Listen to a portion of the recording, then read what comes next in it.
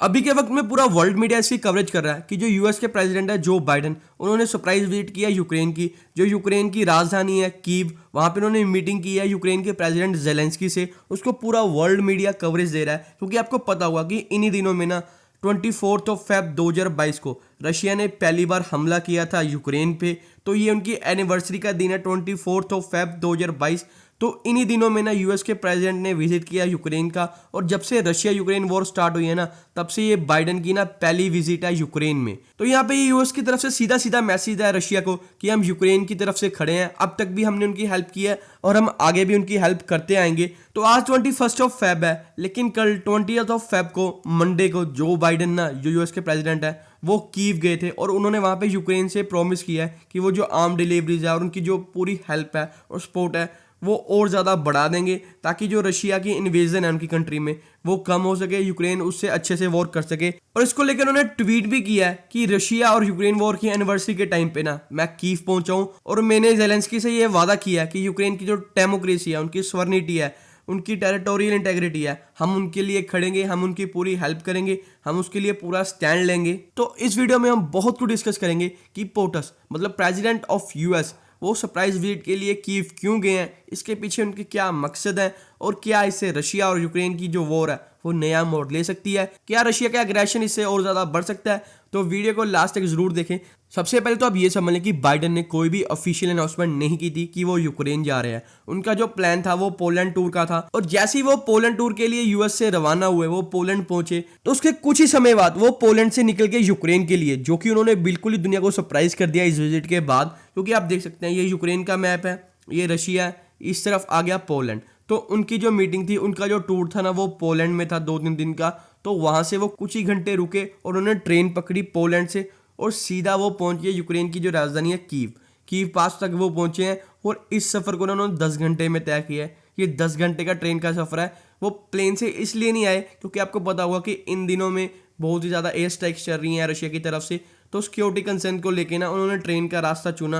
और जो भी ऑफिशियल्स आते हैं इन दिनों में, वो पोलैंड से यूक्रेन तक ना बाय ट्रेन आते हैं सिक्योरिटी कंसर्न के लिए, सेफ्टी के लिए। जब जो बाइडेन यूक्रेन पहुंचे तो एयर रेड साइरेंस बज रहे थे कीव में, ताकि जो सिक्योरिटी है वो अलर्ट हो जाए। और इससे लोगों को ये तो पता चल रहा था कि एयर रेड साइलेंस बज रहे हैं, रोड सेफ्टी का काम चल रहा है, ठीक है, रोड क्लियर करा रहे हैं, कोई वीआईपी लोग आने वाले हैं। लेकिन उनको ये नहीं पता था कि यहाँ पे जो बाइडेन की विजिट है। और ये यूक्रेन को क्या, पूरी दुनिया को नहीं पता था। क्योंकि आपको पता होगा कि जब भी यूएस के प्रेसिडेंट ट्रैवल करते हैं, ठीक है, उनके साथ यूएस के एयरक्राफ्ट जाते हैं, यूएस की पूरी हाई सिक्योरिटी जाती है, उनकी टीम जाती है।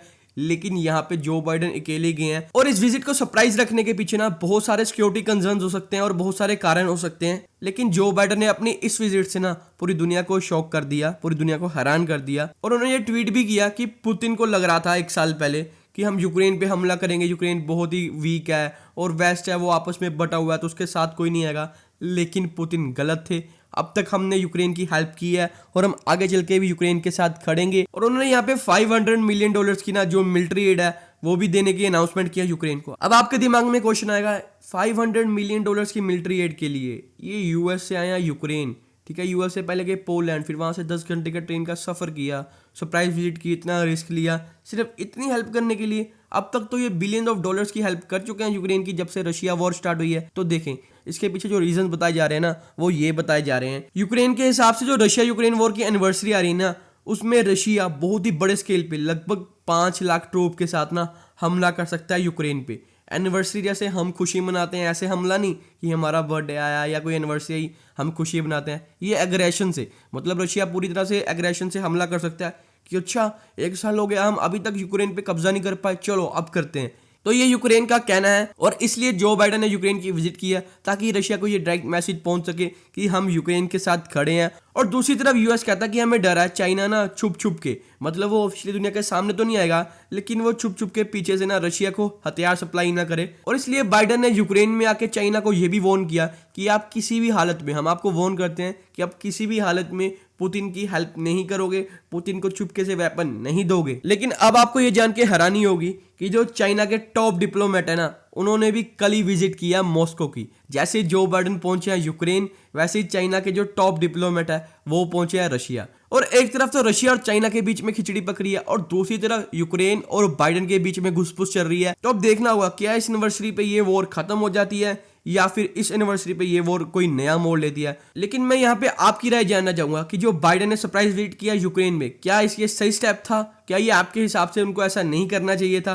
तो उसको कमेंट सेक्शन में जरूर बताएं। तो फ्रेंड्स, ये थी आज की वीडियो। आई होप आपको ये वीडियो अच्छी लगी होगी। अगर आपको ये वीडियो अच्छी लगी, हमारे चैनल को सब्सक्राइब करें, वीडियो को लाइक एंड शेयर करें, एंड थैंक्स फॉर वॉचिंग।